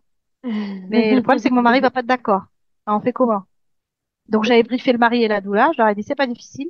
Si on se rend à la maternité, on reste dans le hall. J'accouche dans le hall. Moi, ça me Ok. pose pas de souci. Et si ça les dérange, on va sur le parking. Il n'y a pas de problème non plus. On accouche sur le parking. J'ai aucun souci avec ça. Par contre, je ne rentre pas en salle de naissance si vous n'êtes pas tous les deux avec moi. Ouais. Donc, on a fait briefer tout le monde. Le Florent, il était là. Oh, dans le hall d'accueil, c'est déjà pas mal. C'est toujours mieux que la maison. Ça va, mais bon, bref, voilà. Donc, on a payé faire ça, heureusement. Et donc, c'était briefé. On avait un peu balisé tout. On avait le papier de la sage-femme. On avait effectivement la doula d'hôpital si besoin, si on allait à l'hôpital. Les filles étaient gardées par notre autre doula si je partais à l'hôpital. Mais on avait une doula à la maison quand même pour que Florent puisse s'occuper des filles et que moi, je sois avec la doula. On avait vraiment tout balisé. Et puis comment ça s'est passé? Ben, je suis allée au marché et puis le dimanche matin et je désespérais parce que c'était le 15 août, le lendemain. Et donc on avait Encore? fêté l'anniversaire de mes filles le vendredi 12, même jour que pour leur naissance. Ok. Et puis on s'était dit peut-être ils vont naître le même jour que les filles. Et puis non, pas du tout. Le 13 passe, puis arrive le 14 et j'étais désespérée parce que Florent reprenait le travail le 16. Et donc à partir du 16, c'était une copine qui venait pendant une semaine et la semaine d'après, c'était ma mère. Et du coup, moi je disais, oh non, j'ai envie que ce soit Florent qui soit là. Bon voilà. Donc j'avais dit à mon bébé, bon tu sais, si tu viens maintenant, ce serait cool quand même. Puis bon, pas de contraction, tout ça. J'en avais la nuit, mais ça s'arrêtait le matin. Donc, on va au marché. Et puis, la dame du marché que j'aime beaucoup, qui m'avait vu toute ma grossesse et que je connais quand même pas trop mal, m'a dit, bon, alors, il est pour quand ce bébé? Ah, je dis, bah, pour aujourd'hui. Et là, clac, Ah! j'ai perdu les os. Mais alors, c'est pas fissuré. C'est perdre les os au milieu du marché. Et donc, j'ai payé la dame sans rien dire. Elle s'en était pas rendue compte. Ma Calypso me dit, maman, le bébé, il appuie sur la vessie, tu t'es fait pipi dessus. C'est là, c'est pas du pipi, ma fille. On va C'est rentrer autre à la chose. maison. Le Florent, quand j'arrive, mon conjoint, mon mari, puisqu'il m'a épousée entre-temps, regarde sa petite feuille de sage-femme, me dit, alors, quand t'as perdu les os, normalement, t'as des contractions qui démarrent sous 24 heures. À fond. Et après, il commence à lire sa fiche. Je dis, oui, oui, t'inquiète pas, on va manger tranquille, je vais me changer. Voilà, je perdais Puis en plus, à Ouais. chaque contraction, tu repères de l'eau. Enfin bon, c'est partout, c'est fantastique. Et donc on a mangé, puis moi je vocalisais pas mal, j'avais des contractions un peu régulières, mais pas non plus très rapprochées. Et puis Florent il dit bon quand est-ce qu'on appelle la doula en fait parce que moi je sais pas quand est-ce qu'on doit l'appeler. Du coup il appelle ma doula qui dit ouf vu comment je l'entends je vais peut-être pas trop tarder. Ouais. Du coup elle est partie, elle est arrivée vers 15 heures, j'étais sur mon ballon dans ma bulle complètement embarquée et euh, et ça enfin c'était dur mais enfin je me rappelle que j'ai vocalisé beaucoup plus que ce que je pensais. Je Ok. pensais que je serais plus silencieuse. Et en fait, j'ai vocalisé 10 heures d'affilée. Quand ça a commencé à être dur vers 17 heures, donc j'avais des contractions depuis midi, la doula m'a dit, mais peut-être un bain, ça te ferait du bien. Donc on est monté faire un bain. Ça m'a fait un peu de bien, mais ça a été pareil, ça s'est mis à devenir très très dur. Et j'étais là, je veux une péridurale. Et j'ai dit, oui, Marion, tu sais, la péridurale, ce que ça en fait, oui. J'étais un petit peu malheureuse. Et, hum, et puis en fait, on est redescendu et je devais être très très bien dilatée puisque je me suis mise à pousser en fait assez rapidement à 19 heures. Ok. Donc en 7 heures, 7 heures de travail, j'ai commencé à pousser et là je poussais dans le vide.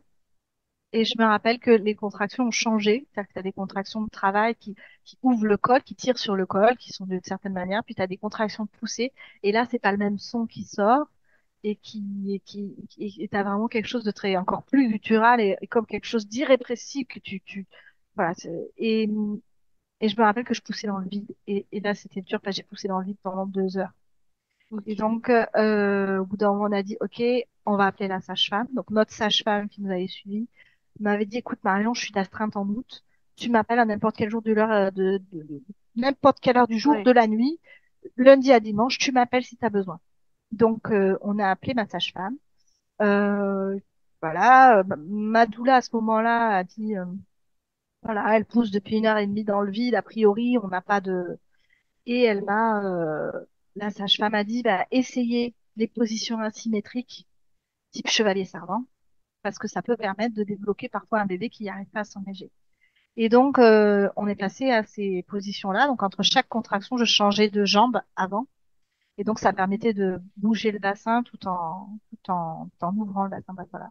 Donc, je bougeais chaque jambe entre chaque contraction. Et mon mari et ma doula se relayaient pour m'appuyer sur les crêtes iliaques. Et du D'accord. coup, effectivement, à partir du moment où on a fait ça, j'ai plus poussé dans le vide et j'ai poussé pour encore 1 heure. Ça a été Quand même, hein. long, très très long, 3 heures de poussée en tout. Ouais. Et puis bébé est arrivé comme une fleur, tout rose, respirant, beau. Et là, Ouais, tu fais sans, waouh. sans souci particulier. Non, non. Après, avec du recul, je me dis, mais faut savoir qu'à la maternité, au bout de 30 minutes de poussée, il m'envoyait en césarienne. Oui. Déjà, ça aurait été un bébé césarisé si j'avais été à la maternité. Et ensuite, je me suis demandé parfois, qu'est-ce qui a fait qu'on n'est pas parti? Tu vois, qu'est-ce qui a fait qu'on s'est pas dit, bon là, c'est trop, on part. Et en fait, ben, le bébé, il bougeait bien, je pense. J'avais des contractions de poussée, mais elles étaient pas, c'était pas douloureux comme des contractions de travail. C'était pas la même sensation. Je bougeais bien, je perdais pas de sang. Et en fait, avec du recul, en fait, c'était notre chemin. Et j'ai une doula qui m'a dit après coup, bah Marion, t'as poussé 2 heures dans le vide et 1 heure ton petit. Et j'ai dit, ah ouais, mais j'ai jamais voulu pousser mes filles hors de mon corps. Et finalement, j'ai poussé 1 heure pour chacune. Avant qu'Edwin s'engage, il a fait de la place pour ses sœurs. Et j'aime bien cette explication-là, de me dire, ben, il y avait besoin de temps aussi. Et je sais pas, mon Ouais. corps, il a pris le temps dont il avait besoin. Et tout ce cheminement, toutes ces années de travail autour de la naissance et de la parentalité, elles ont fait que finalement, ben, mon bébé, moi, j'ai une profonde fierté de me dire que je lui ai laissé le temps d'arriver au monde, en fait. Et qu'en fait, un bébé qu'on pousse 3 heures, ben, ça peut être un bébé qui va extrêmement bien, qui est pas du tout, qui est pas, tu vois, c'est juste une variation de la norme dont on parle pas assez. On a l'impression que quand on a une contraction de poussée, en général, dans le monde de la physiologie, une demi-heure après, en gros, ton bébé, il est là. Ouais. Bon, ça, c'est pas toujours comme ça. Et, et moi, j'avais cette conviction-là, qu'une fois que tu as dilatation complète et que tu as la contraction poussée, c'est bon, t'es sur la fin. Mm. Et je trouve aussi que c'est très beau parce que cet accouchement a apporté énormément de distance par rapport à tout ce que j'ai pu lire, euh, et de réalité. Qu'en fait, ça peut être très différent en vrai. Euh, et que, mais ah, par exemple, moi, j'étais persuadée que je pouvais accoucher toute seule. Et en fait, j'ai eu profondément besoin de ma doula. Oui. Et ça, je pensais pas que j'aurais besoin d'elle autant. Et en fait, elle a été mon pilier, vraiment. Et mes filles, elles ont été aussi, à leur manière, très présentes dans cette naissance, parce qu'elle m'apportait de l'eau, elle faisait l'éventail. Quand la doula est arrivée, Ellie, elle dit à la doula, ah, c'est fatigant de faire l'éventail.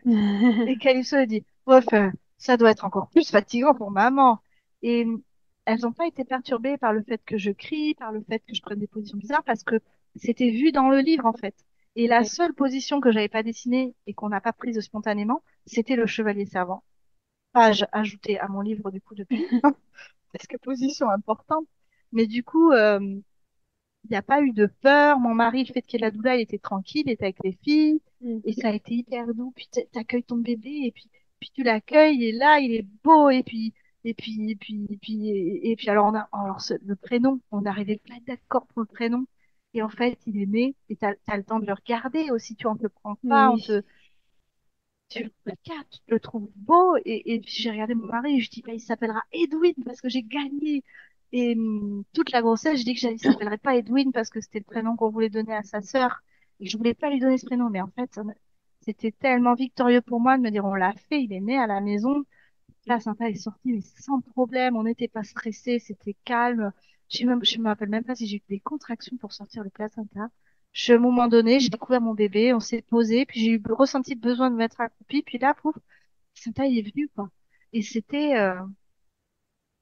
ouais, ça s'est fait, et j'ai pas saigné plus que ça, mais il n'y avait pas de stress, et j'avais pas, je sais qu'à l'hôpital, on m'aurait pas laissé, en fait. Et moi, c'est ça qui me rend triste, c'est que moi, c'était un vrai choix. Mais combien il y a de femmes qui font des choix d'accouchement à domicile sans personne alors que elles aimeraient peut-être avoir quelqu'un avec elles.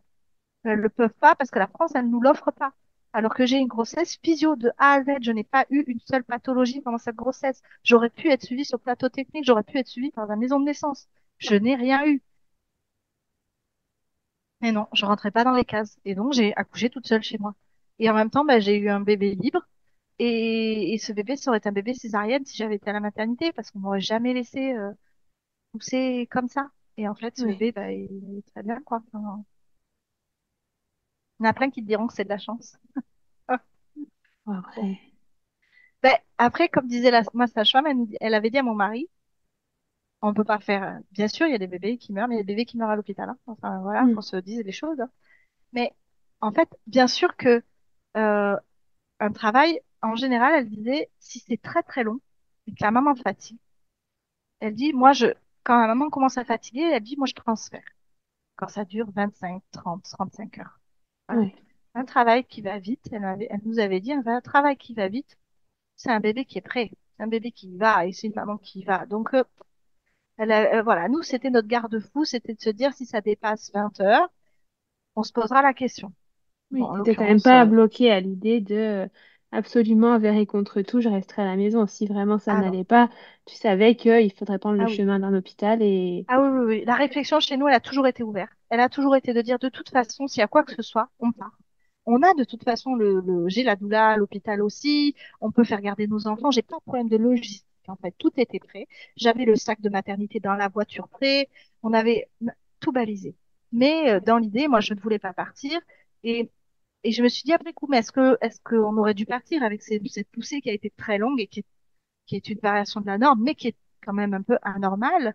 Et bon, on n'est pas parti et ça s'est bien passé et j'en suis contente, mais voilà, le travail, il n'avait pas été long et les contractions avaient été efficaces Ouais, et du coup, ça a coulé tout seul, quoi. Enfin, oui, je pense que c'est voilà, c'est ce qui reste important, savoir s'écouter, mais voilà, savoir parer à toutes les options. Et si jamais ça tourne mal ou ça tourne moins bien que prévu, et ben on laisse tomber et on y va. Et c'est pas grave, oui, c'est comme ça. et puis surtout confiance en la mère, c'est-à-dire que moi, j'ai toujours dit, j'aimerais accoucher chez moi. J'ai jamais dit, je vais accoucher chez moi. Ouais. Mon désir à moi, c'est de donner naissance chez moi. Mais je garde une porte, mais grande ouverte de ce que ce sera vraiment. Et ce sera peut-être une césarienne et c'est OK que ce soit une Mm. césarienne. J'ai aucun problème avec ça. Par contre, ce sera une césarienne aussi à mes conditions. On va pas faire une césarienne comme ça, n'importe comment. Il y aura de la Ouais, musique et je veux que mon mari, il ait bébé et puis je veux qu'on sorte le champ, je veux voir sortir mon bébé. Enfin, tout plein de choses comme ça qui font que j'ai des choses à négocier que j'ai heureusement pas eu à négocier, disons-le, hein, parce que sinon ça aurait été catastrophique. Ne ouais. parlons même pas de récupérer le placenta à la maternité. Alors là, ça aurait été... Bref, j'avais prévenu mon mari, hein, tu t'enfuis avec la petite glacière, hein. La doula reste là, mais toi, tu t'enfuis avec la petite glacière. Bref, bah, c'est des choses dont on rigole après, mais moi, j'avais balisé tout ça et ça a jamais été fermé, quoi. Je me suis toujours dit, de toute façon, si je ressens le besoin, j'y vais à la maternité, elle est pas loin. Les sages-femmes, elles font ce qu'elles pourront et ce sera très bien. Je dirais, il y en a plein de sages-femmes super. Mais ce que j'avais peur, c'était la loterie de l'équipe, tu vois. C'était d'arriver et tomber sur la vieille peau, quoi. Alors ça Ouais, me, alors que tu peux tomber sur des personnes extraordinaires, puis la garde d'après, moi, c'est ça qui me faisait peur. Changer d'intervenant sur 12 heures. ouais, ok. Et au niveau des déclarations, des formalités après l'accouchement, vous n'avez pas été embêté du coup? Moi, j'avais tâté le terrain dans ma mairie. Je m'étais fait regarder comme une dingue en mode, ah, vous voulez accoucher chez vous, mais qui c'est qui vous accouche? C'est votre mari? Non, non, c'est moi toute seule. C'est mon corps, c'est moi qui fais. Mon Ouais. mari est là à côté, hein, mais ce n'est pas lui qui m'accouche. Bref. Et en fait, j'avais un papier ordinateur qu'une nana sur un groupe de naissance à domicile non assisté avait partagé et qui reprenait tous les éléments d'un certificat d'hôpital. Nom, prénom, nanana, ce qui faisait que la personne, elle voyait arriver un papier tapé Ouais, à l'ordinateur et pas juste une lettre écrite moi je sous-signais et vu accoucher ma femme d'un bébé. Bon. ouais, Et ça déjà je pense que ça a aidé qu'on ait un papier vraiment un papier d'ordinateur qu'on avait rempli, etc.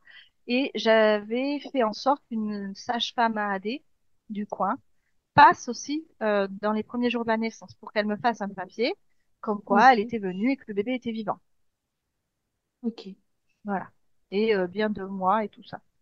Et donc, je suis allée enfin, mon mari est allé à la mairie. C'était une grosse question, hein. C'est une des grandes peurs de mon Oui, mari, c'est c'est qu'on ne ça. prenne pas la déclaration du bébé et qu'on me fasse une histoire parce que j'avais pas de vue de médecin qui était et qu'on nous dénonce et que j'ai une enquête au dos après, hein. Mm. Et le fait d'avoir fait ben, un papier propre, que la sage-femme elle soit passée. Alors, la sage-femme, elle n'a pas le droit de dire qu'elle était là à l'accouchement, mais elle fait un certificat médical, ça se passe très très bien. Et puis, on Oui, a mis ça, nickel, hein. Il n'y a pas eu de souci du tout. Voilà, donc ça s'est bien passé et en fait, on avait prévu à la naissance de partir en gîte postpartum pour aider à la mise en place de l'allaitement parce que pour mes filles, on m'avait dit que je pouvais pas allaiter avec mes médicaments Ok, pour l'épilepsie, chose qui n'est pas vraie en fait en se renseignant un petit peu, je peux allaiter, c'est faux, mais sous certaines conditions.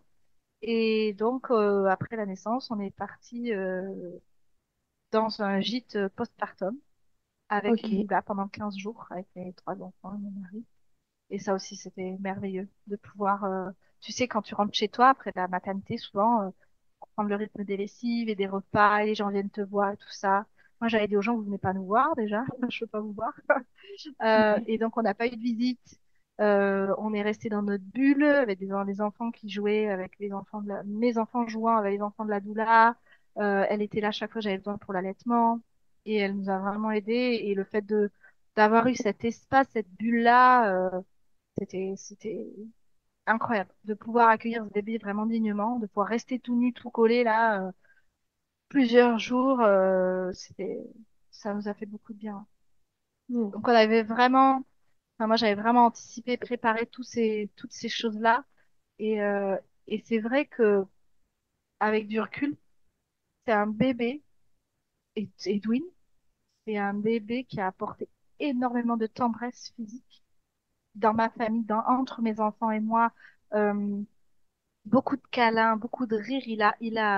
J'ai un peu comme l'impression qu'il nous a fait famille avant. Il y avait les jumelles et puis mon mari et moi, avec quelque chose de deux entités. On vit ensemble, mais un peu chacun de mm, son côté.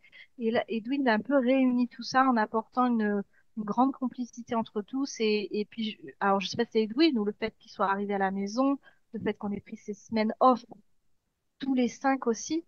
Et il n'y a jamais eu mes filles, elles ont toujours, elles adorent leur petit frère. Elles ouais, d'un amour fou. Il n'y a jamais de jalousie ou de. Elles me le disent, des fois, il te prend beaucoup de temps, maman, mais il y a un amour fou qui est arrivé avec ce bébé. C'est assez incroyable et qui dure. Mon mari a changé aussi, vraiment beaucoup. C'est mm, un homme, je pouvais râler beaucoup parce qu'il m'aidait pas. Il fait des, des choses que je réclamais depuis des années et qui n'avançaient pas et qui me saoulaient dans mon couple. Et ben, avec ce bébé qui est arrivé, voilà, ça y est, j'ai enfin un conjoint qui assume sa part et je sais pas, ouais, ça a vraiment changé beaucoup de choses. ouais. Ouais, bah, en tout cas, merci beaucoup d'avoir partagé avec moi ces deux histoires, ces deux expériences effectivement diamétralement opposées. Il n'y a rien à voir. Et puis, bah, ouais, merci beaucoup parce que je pense que ça pourra éclairer des mamans sur ces deux sujets très différents. Et puis on peut passer de l'un à l'autre. C'est pas parce qu'on a eu une césarienne ou un parcours médicalisé qu'on peut pas avoir une grossesse physio. Il y a même, Ouais, moi, ce que j'ai fait, c'est que j'ai fait le parcours en maternité de niveau 3, mais je me suis inscrite en maternité de niveau 1. Et donc, j'étais inscrite à la maternité niveau 3. J'y ai fait des contrôles là-bas pour rassurer tout le monde, pour faire plaisir à tout le monde. mm, J'espérais bien ne pas y avoir à mettre les pieds pour accoucher, mais voilà, c'était fait dans les règles. L'hôpital savait, la maternité de niveau 3 savait le gynécologue savait que je voulais aller accoucher ailleurs. Il m'a dit, OK, on fait le suivi jusqu'à ce que la prématurité passe, et après, vous allez ailleurs sans problème. Et en fait, en faisant coexister tout ça, en prenant en compte les besoins médicaux de tout le monde, que ça rassure, et mes besoins à moi, franchement, je trouve on a vraiment construit quelque chose qui respectait tout le monde, et ça, ouais, c'est vraiment chouette d'arriver à cet équilibre-là, qui était pas gagné d'avance, vraiment. ouais, c'est important aussi, ouais, d'avoir bien tout fait dans les règles entre guillemets, quoi. Voilà, si ça rassure, c'est-à-dire que il y a des femmes que elles en ont pas besoin, elles ressentent pas le besoin, Mm, c'est OK. Moi, mon mari, il avait besoin que le suivi soit ça le rassurait et ma sage-femme d'accouchement à domicile, bien sûr que c'était un plus en plus. Si je faisais ça, ben, ça permettait d'appuyer le fait qu'elle m'avait pas envoyé accoucher chez moi toute seule sans avoir ouais, rien fait. Enfin, et le fait d'avoir mis tout ça en place, respecter tous les acteurs et permettait que finalement, ben, on puisse. Moi, j'ai quand même posé beaucoup de choses à l'hôpital. Par exemple, le pipi dans le pot. Moi, j'ai dit, c'est attends, je traverse pas le couloir et mon pipi dans le pot. Les pipis dans le pot, je les fais à mon cabinet. Là, je m'en occupe de mon côté. ouais. Voilà. En mettant un peu en se positionnant, franchement, ça a été hyper fluide. Ça a été hyper respectueux chez tout le monde, donc c'était vraiment bien. Ouais, bah encore une fois, merci beaucoup à toi. Et bien, merci. Franchement, c'est toujours bien de partager ces expériences, donc merci pour ton travail autour. Merci beaucoup d'avoir écouté cet épisode jusqu'au bout. Si jamais il t'a plu et que tu souhaites aider le podcast, n'hésite pas à laisser une petite note sur l'application d'écoute sur laquelle tu es actuellement ou un petit commentaire. Ça me ferait très plaisir et ça peut être d'une grande aide pour aider le projet à avancer. En attendant, je te retrouve mercredi prochain pour une nouvelle histoire d'accouchement.